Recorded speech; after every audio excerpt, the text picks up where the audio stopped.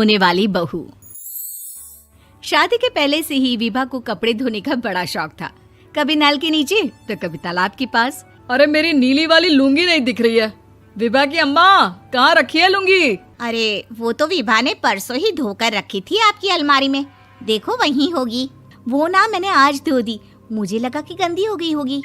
अरे कैसे गंदी हो गई थी? उसे तो मैंने पहना भी नहीं। हे भगवान, इस लड़की के कपड़े धोने की आदत से परेशान हो गया हूँ मैं। जितना तो घर में राशन नहीं आता, उससे कहीं ज्यादा डिटर्जेंट पाउडर का खर्चा है। इसकी शादी करवा दो, शादी जाए अपने घर में ही करे काम, फिर चाहे घर के कपड़े धोने हो या पूरे गांव के। हाँ ठीक बोल रही हो, देखता हूँ मैं कोई लड़का। वो दिन भी आ जाता है जब विभा को देखने लड़के वाले आ जाते हैं। लड़की मुझे अच्छी लगी। होने वाली सास कहती है, बेटी अगर कुछ पूछना है तो पूछ लो। वैसे तो हमारी लड़की बहुत ही शर्मीली है, जो बोल दो वो मान लेती है, इसे क्या पूछना होगा। अरे कैसी बात कर रही हो माँ, मुझे इन लोगों के घर रहना है, सवाल तो कई है। हाँ हाँ बेटा, पूछ लो ना, क्या पूछना है। आप लोगों के घर कपड़े कौन धोता है? सास का मुंह बन जाता है। देखो, अगर तुम ये कहना चाहती हो कि तुम्हें कपड़े धोने नहीं आते तो सुन लो, कपड़े मैं ही धोती हूँ, लेकिन तुम्हारे आ जाने के बाद मैं रुमाल तक नहीं धोऊंगी। अरे चुप रहना भाग्यवान, बहू बेचारी घर आई नहीं, उसे डराना शुरू कर दिया। वो क्या है ना बिटिया, अभी तक तो ये कल्लू की माँ ही धोती थी, लेकिन अब तुम्हारे पापा तो दहेज में वॉशिंग मशीन देंगे ही। तभी विभा की माँ बोल पड़ती है, सवाल भी पूछा तो क्या। वैसे भाई साहब, मशीन की तो फिर भी कपड़े धोने की कैपेसिटी होती है। मतलब जो बिटिया दे रहे हैं ना विभा, इसे कपड़े धोने का बहुत शौक है। ये आप लोगों के क्या, आस पड़ोस गांव मोहल्ले सबके कपड़े धो दे और उफ तक ना करे। बाहर देखा नहीं आपने कितने कपड़े सूख रहे हैं? सब हमारी बिटिया ने ही तो धोए हैं। बस भी करो ना माँ, शर्म आ रही इतनी तारीफ सुनकर। और तो और एक दाग निकाल कर दिखाओ तो मान जाऊं। हाँ अच्छा, माफ करना बेटा, मैंने गलत समझा। हमें तो रिश्ता बहुत पसंद है। और ऐसे जुड़ जाता है रिश्ता कपड़े धोने का शौक रखने वाली विभा का। उसकी शादी हो जाती है कोयला फैक्ट्री में काम करने वाले कल्लू के साथ। शादी के बाद अचानक विभा चिल्लाती हुई सास के पास आती है। सासू माँ, अरे सासू माँ कहाँ है आप? ये तो धोखा है, धोखा दिया आप लोगों ने मुझे। इसे ससुर के चक्कर के बारे में पता चल गया। अरे तो उसमें तुझे क्यों धोखा मिला है? अरे नल में पानी नहीं आता, कपड़े कैसे कब धुलेंगे? अच्छा, तू पानी नहीं आ रहा उसकी बात कर रही है। तो आपने क्या सोचा? कुछ नहीं। अच्छा, तेरी माँ ने कहा था कि कपड़े धोने का शौक है तुझे, याद आया मुझे। शौक बोलकर कपड़े धोने वाले मेरे जुनून को कम ना आके सासू माँ, कपड़ा धोना मेरा गुरूर है। तभी पति भी वहाँ आ जाता है। अभी मैंने इसे सनी देओल की फिल्म दिखाई है, उसी के डायलॉग मार रही है माँ। अच्छा सुन, साफ बता रही हूँ, पानी सुबह 4 से 6 और शाम को 10 से 12 आता है, समझी? विभा टाइमिंग सुनकर हैरान हो जाती है। ये क्या भूतों का मोहल्ला है?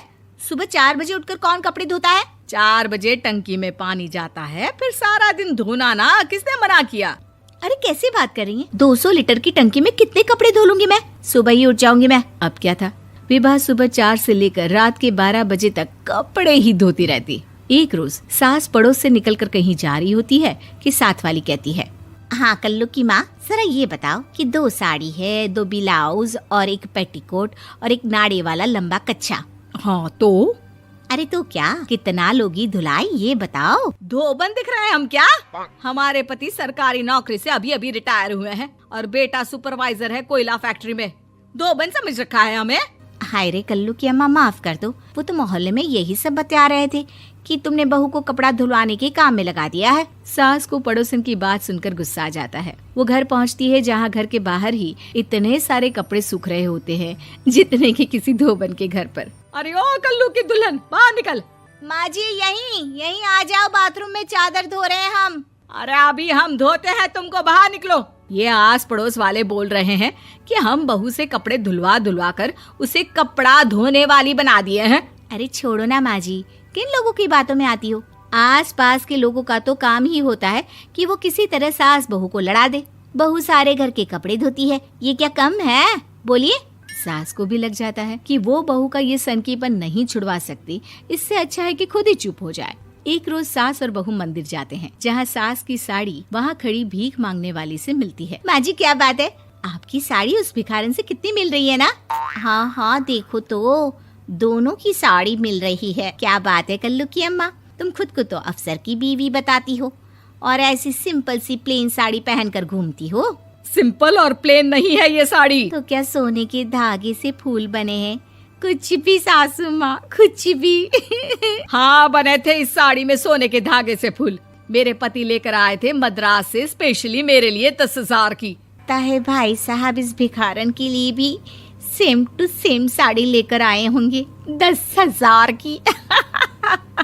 सास उस वक्त तो कुछ नहीं कहती, लेकिन बहू के साथ घर आती है और अलमारी से एल्बम निकाल कर लाती है। ये साड़ी देख रही है, ये वही साड़ी है जिसे मैंने अभी पहना था। इस साड़ी में ये जो चमकदार फूल दिख रहे हैं ना, ये सोने के धागों से काढ़े गए हैं। लेकिन तू लोकल वॉशिंग मशीन ब्रश से घिस घिस कर सारे फूलों को निकाल कर साड़ी प्लेन कर दी। मुझे माफ कर दीजिए सासू माँ। और तो और, जब मैंने तुझे तेरी गलती के लिए कुछ नहीं कहा, लेकिन तूने तो सबके सामने मेरा मजाक ही बना दिया। क्यों? बहू को समझ में आ जाता है कि अब से उसका कपड़े धोना बंद।